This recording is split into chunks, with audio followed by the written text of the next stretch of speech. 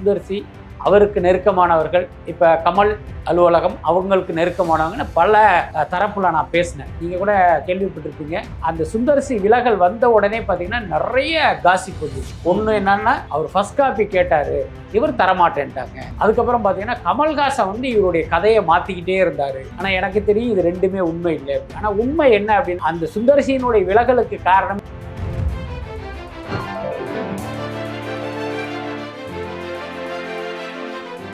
தனுசு வந்து ஏற்கனவே ரஜினியின் மகளை திருமணம் செய்து அப்புறம் விவாகரத்து செய்தார். ஸோ அப்படி இருக்கும்போது எப்படி வந்து அவர் ரஜினியை வச்சு இயக்குவார்? எல்லாத்துக்கும் மேலே தன் மகளை வந்து இவர் டிவோர்ஸ் பண்ணிட்டாருங்கிறது உலகத்துக்கே தெரியும். அப்படி இருக்கும்போது அவர் எப்பேற்பட்ட ஆளாக இருந்தாலும் அவரோட இயக்கத்தில் போய் ரஜினி நடித்தார் அப்படின்னா அது ஐஸ்வர்யாவே அவமானப்படுத்துகிற விஷயம்.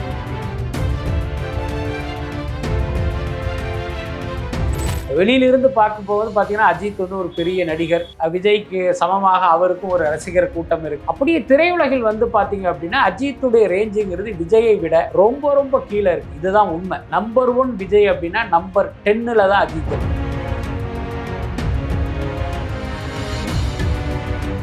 இங்க அஜித்துக்கு எல்லாமுமாக இருக்குது சுரேஷ் சந்திரா தான். அப்ப சுரேஷ் சந்திராவுடைய கருத்துங்கிறது அஜித்துடைய கருத்து. ஸோ அப்படிதான் இவர் வந்து இந்த தயாரிப்பாளருக்கு ஒரு அழுத்தம் கொடுக்குறாரு. உனக்கு பிடிக்கலன்னா என்ன, அஜித்துக்கு பிடிச்சிருச்சு, இந்த டைரக்டர் நமக்கு ஒர்க் அவுட் ஆக மாட்டாரு, இந்த கதையும் வேலைக்கு ஆகாது அப்படின்னு அந்த ப்ராஜெக்ட்ல இருந்து வெளில வந்துட்டாங்க. மைத்திரிக்கு போய் என்ன நடந்துச்சு நம்ம எல்லாருக்குமே தெரியும். அவர்களுக்கே கிட்டத்தட்ட 65 கோடி ரூபாய் நஷ்டம்.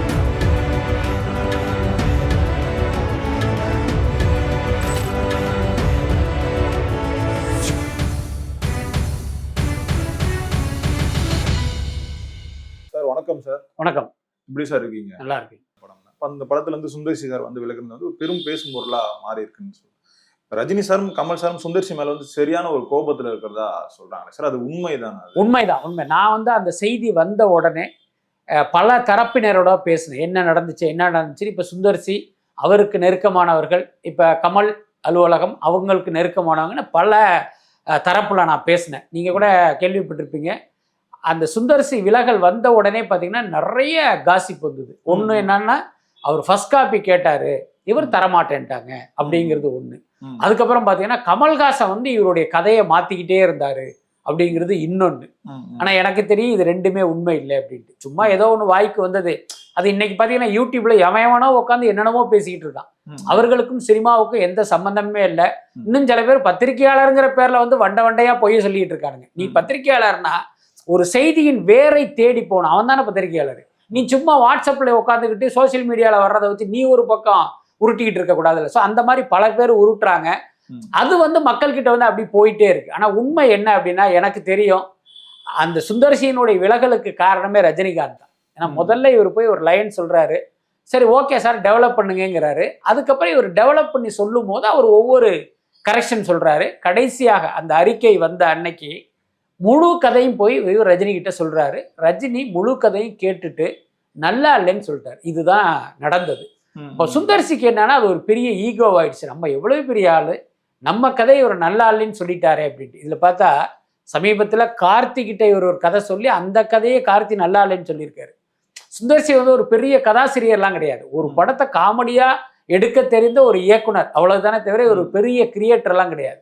இப்போ இவர் வந்து கதையை வந்து ரிஜெக்ட் பண்ணவொன்னே இவர் வந்து வெக்ஸ் ஆயிட்டு வெளியில வந்து என்ன பண்ணிட்டாருன்னா, அந்த காரில் இருந்து அந்த ரஜினி வீட்டிலிருந்து தன்னுடைய அலுவலகத்துக்கு போற அந்த கேப்ல கார்ல உட்காந்துட்டு இந்த முடிவை எடுத்து இப்படி ஒரு லெட்டரை ரெடி பண்ணி டக்குன்னு அடிச்சு விட்டாங்க. இதுல என்ன முக்கியமான விஷயம்னா, ஹீரோ ரஜினிகாந்த் கிட்டே இது குறித்து கன்வே பண்ணல, தயாரிப்பாளர் கமல் கிட்டே இது குறித்து கன்வே பண்ணல. பொதுவாகவே சினிமாவில் நிறைய பேர் இந்த மாதிரியான ஒரு ப்ராஜெக்ட் அசம்பிள் பண்ணுவாங்க. கொஞ்சம் நகரும் போது ஒரு மிஸ் அண்டர்ஸ்டாண்டிங் வந்து அப்படி விலகிடுவாங்க. அது சுமூகமா விலகுவாங்க. இப்ப பாருங்க, சுதா கொங்காரா சூர்யா வச்சு புறநானூர்னு ஒரு படம் ஆரம்பிச்சாங்க. 2 பேருக்குள்ள மிஸ் அண்டர்ஸ்டாண்டிங் வருது. 2 பேரும் சுமூகமா பேசிட்டு விலகிடுறாங்க. நாளைக்கு நேர்ல பார்க்கும்போது கூட 2 பேரும் பேசிக்குவாங்க. அதே மாதிரி பாலாவுக்கும் சூர்யாவுக்கும் பணங்கால பிரச்சனை வந்துச்சு. இதே மாதிரி 2 பேரும் பேசி ஏதோ ஒரு டேர்ம்ல பிரியறதுன்னு முடிவு பண்ணிட்டு அதை அனௌன்ஸ் பண்றாங்க. இந்த மாதிரி நிறைய சம்பவங்கள் சொல்லலாம். ஆனா இந்த விஷயத்தில் சுந்தர்சி பார்த்தீங்கன்னா ரொம்ப அரகண்டா நடந்துக்கிட்டாரு. இன்னொன்று, ரஜினியும் கமலும் வந்து சாதாரணவங்க கிடையாது. தமிழ் சினிமாவுடைய மிகப்பெரிய லெஜண்டு. அவங்களோட அசோசியேட் ஆகிற நீங்கள் 2 ஆப்ஷன் தான் உங்களுக்கு. அவர்கள் மூத்தவர்கள், அவர்களோடு நீங்கள் இணைவது உங்களுக்கு வந்து காலம் முழுக்க ஒரு பெருமையை தரக்கூடிய விஷயம். இன்னும் சொல்லப்போனால் தமிழ் சினிமா இந்திய சினிமா வரலாற்றிலேயே உங்க பேர் வந்து பதிக்கப்படும். கமல்ஹாசன் தயாரிப்பில் ரஜினி ஒரு படத்தில் நடிச்சாரு, அந்த படத்தை சுந்தர்சி இயக்குனார் அப்படின்னு அந்த வரலாறில் அந்த படமும் உங்கள் பெயரும் வந்து வரும். அப்படி ஒரு ப்ராஜெக்ட்ல அந்த மூத்தவர்களாக அவர்கள் சஜஷன் சொல்றாங்க அப்படின்னா அதை உங்களால ஏற்க முடியல அப்படின்னா நீங்க அவங்க கிட்ட விளக்கணும். சார், இப்போ நீங்க சொல்றது ரொம்ப அவுடேட்டடா இருக்கு, இன்னைக்கு ஆடியன்ஸ் மனநிலையெல்லாம் மாறிடுச்சு, இப்படி பண்ண முடியாது சார், இப்படி பண்ணா ஒர்க் அவுட் ஆகும், இப்போ நான் பண்ற மாதிரி ஷூட் பண்ணி காட்டுறேன், நீங்க பாருங்க, உங்களுக்கு பிடிக்கலன்னா அப்புறமா நம்ம சேஞ்ச் பண்ணுவோம். ஸோ இந்த மாதிரி ஏதோ ஒரு வகையில பேசியிருந்தா அவங்களை கன்வின்ஸ் பண்ணணும்.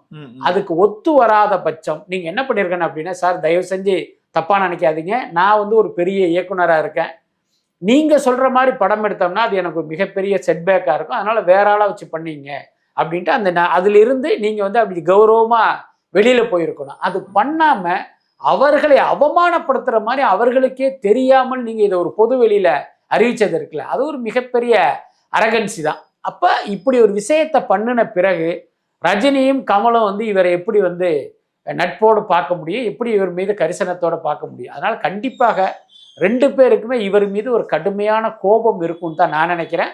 எல்லாத்துக்கும் மேல கமல்ஹாசன் அன்னைக்கு ஏர்போர்ட்ல ஒரு இன்டர்வியூ கொடுத்தாரு. அன்னைக்கு அவருடைய பேச்சை கவனிச்சிங்கனாலே தெரியும், அவர் சுந்தர்சி மேல பாத்தீங்கன்னா கடுமையான கோபத்துல இருக்காரு. இன்னொரு பக்கம் குஷ்பு பாத்தீங்கன்னா கொம்பு முளைச்சு தெரிகிறது எல்லாருக்கும் தெரியும்.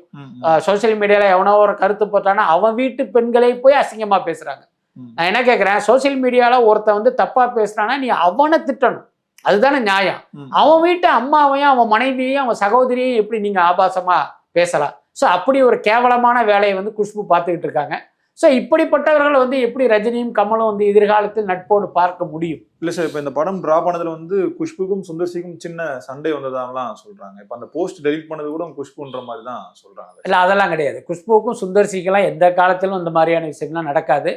2 பேருமே பார்த்தீங்கன்னா பரஸ்பரம் பேசி தான் ஒரு விஷயத்த பண்ணுவாங்க, அதுல எந்த மாற்றமும் இல்லை. இது எல்லாமே பார்த்தீங்கன்னா சுந்தர்சி வந்து ரொம்ப நல்லவர், அவர் வந்து ஒரு அப்பாவி அப்படின்னு நிறுவுவதற்காக இப்படி எல்லாம் சொல்றாங்க. என்ன, நீங்க நிறைய பதிவுகள்லாம் போய் பாருங்களேன், நல்ல வேளை சுந்தர்சி பண்ணது சரிதான், அவர் எஸ்கேப் ஆயிட்டாரு. ஸோ இப்படி எல்லாம் கருத்து வருவது பார்த்தீங்கன்னா இந்த மாதிரியான ஒரு காரணத்தினாலதான். மற்றபடி குஷ்புடைய நாலேஜ் இல்லாமல் இதை பண்ணல. குஷ்பு டெலிட் பண்ணதுக்கு கூட பார்த்தீங்கன்னா வேறொரு காரணம் இருக்குமே தவிர இந்த காரணம் இருக்காது. குஷ்புவுக்கு பிடிக்காமல் செய்ததால் அப்படிங்கிறதெல்லாம் கிடையாது. இப்போ இந்த படத்தை யார் தான் சார் டைரக்ட் பண்ண? ஏன்னா தனுஷ் வந்து டைரக்ட் பண்றதா ஒரு செய்தி வந்து பரவலா போயிட்டு இருக்கு. இன்னொரு பக்கம் வந்து வெங்கட் பிரபு, கே ரவிக்குமார் அப்படின்னா நிறைய டாக்ஸ் போயிட்டே இருக்கு. அதாவது இது எல்லாமே யூகம் தான். இப்ப சுந்தர்சி வெளில போயிட்டாரு, இப்போ உங்களுக்கு வந்து ஒரு டைரக்டர் மனசுல தோணுவாரு, சுந்தர்சி போயிட்டாரு, அப்ப இவர் வச்சு பண்ணா நல்லா இருக்குமே அப்படின்னு உங்களுக்கு தோணுதா? எனக்கு தோணுது, எல்லாருக்குமே தோணும். அவன் கையில ஒரு செல்போன் இருந்துச்சுன்னா அதை அவன் வந்து ஒரு பதிவா போட்டு விட்டுறான். ஸோ இந்த மாதிரி போட்டு பரவிய செய்திகள் தான் கே ரவிக்குமார், வெங்கட் பிரபு, கார்த்திக் சுப்பாராஜ், இந்த மாதிரி பல்வேறு பெயர்கள். 2-3 நாட்களாக பார்த்தீங்கன்னா நித்திலன் சுவாமிநாதன், அந்த மகாராஜா டைரக்டரோட இவர் மீட் பண்ணாருங்கிற மாதிரி ஒரு தகவல் இருக்கு. எல்லாத்துக்கும் மேல சுந்தர்சி போனா அந்த ப்ராஜெக்டே டிராப்லாம் அர்த்தம் கிடையாது. இவர் இல்லைன்னா இன்னொருத்தர் அந்த படத்தை பண்ணதான் போறாரு. அதே நேரம் ஏற்கனவே செய்த தவறை மீண்டும் செய்யக்கூடாதுல்ல. சுந்தர்சி ஏற்கனவே ஒரு அவுட்லைன் சொன்னாரு, அதை கேட்டு இவங்க ஓகே பண்ணாங்க. ஓகே பண்ணதுக்கு அப்புறம் அவர் சொன்ன கதை சரியில்லைங்கும் போது இப்ப அவர் வெளியில போயிட்டாரு. இப்ப இவர்களுக்கு அவமானம். நீங்க 2வது தரையும் அதே மாதிரி பண்ண முடியாது. அப்ப 2வது தடவை என்ன பண்ணணும் அப்படின்னா, ஒரு அவுட்லைன் ஒருத்தர் சொல்லி உங்களுக்கு ஓகே ஏன்னா அதை ஃபுல் ஸ்கிரிப்ட் ரெடி பண்ணிட்டு வான்னு சொல்லி அதை படிச்சுட்டு ஓகே பண்ணி அதுக்கப்புறம் அவங்க அதிகாரப்பூர்வமா அறிவிக்கணும். அதுதான் சரியா இருக்கும்.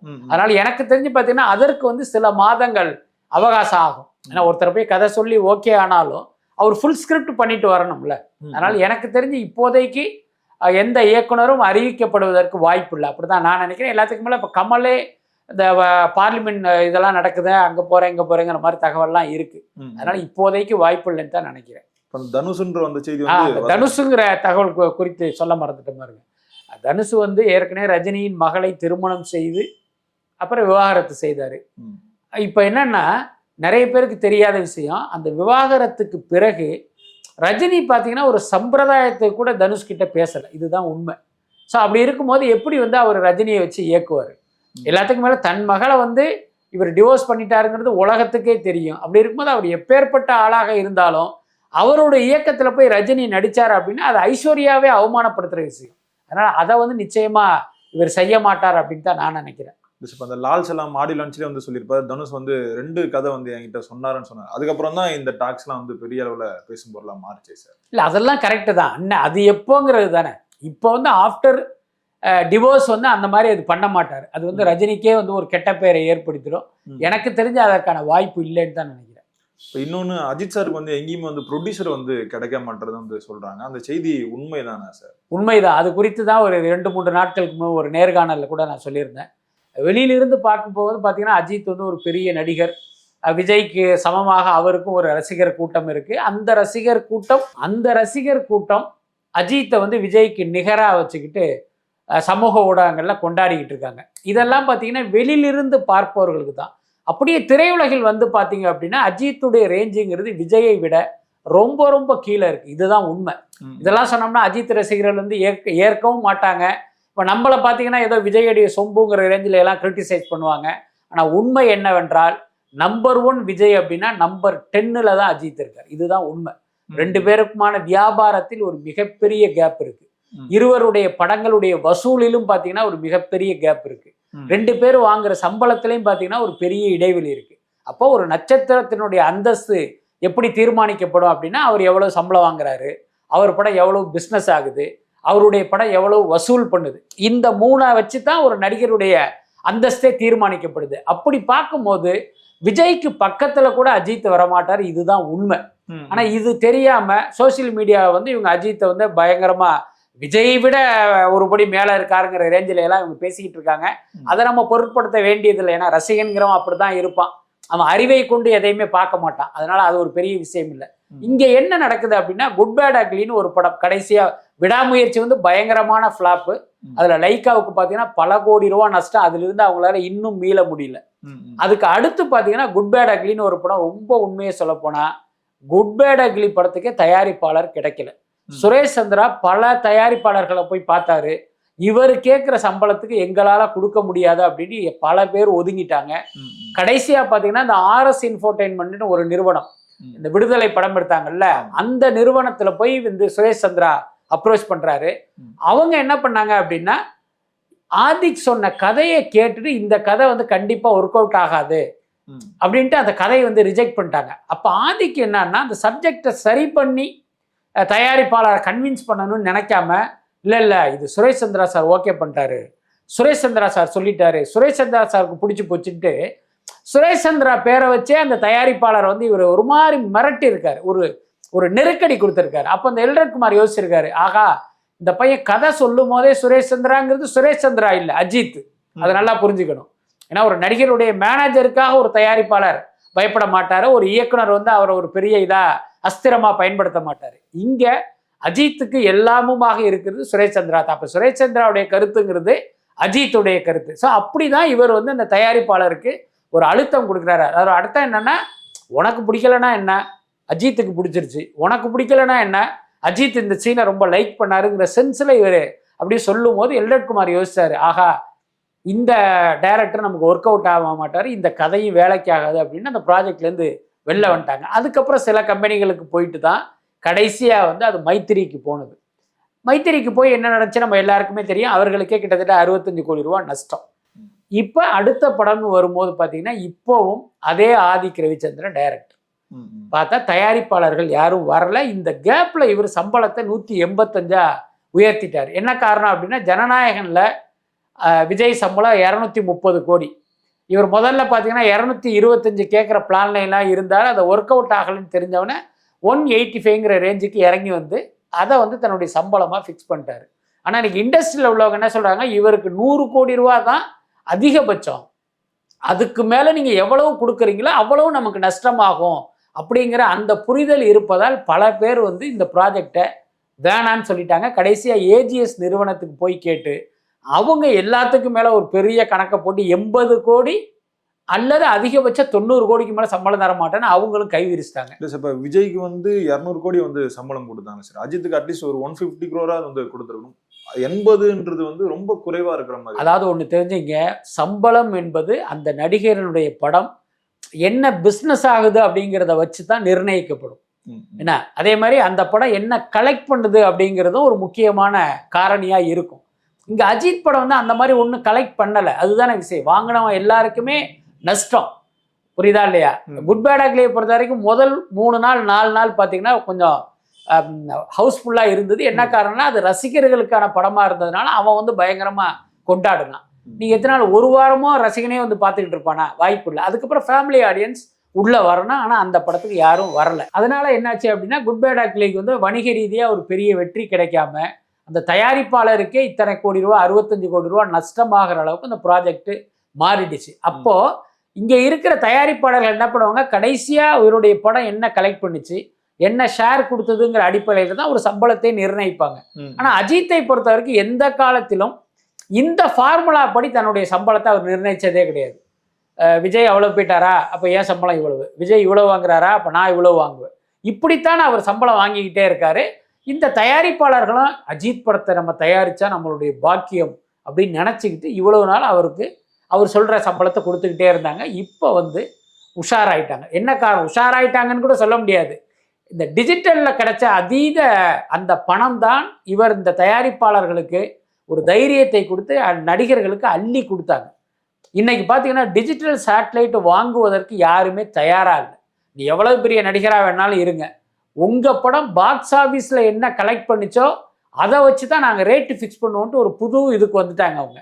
அதனால இவர்கள் கேட்குற பணத்தை யாராலும் அள்ளி கொடுக்க முடியாது. அதனால தான் அஜித் ப்ராஜெக்ட் அறிவிப்பதில் வந்து இவ்வளவு பெரிய தாமதம். புரியுது சார். பொறுத்திருந்து பார்ப்போம் சார் என்ன நடக்குதுன்ட்டு. ரொம்ப நன்றிகள் சார், எங்களோட நேரம் நன்றி சார். நன்றி.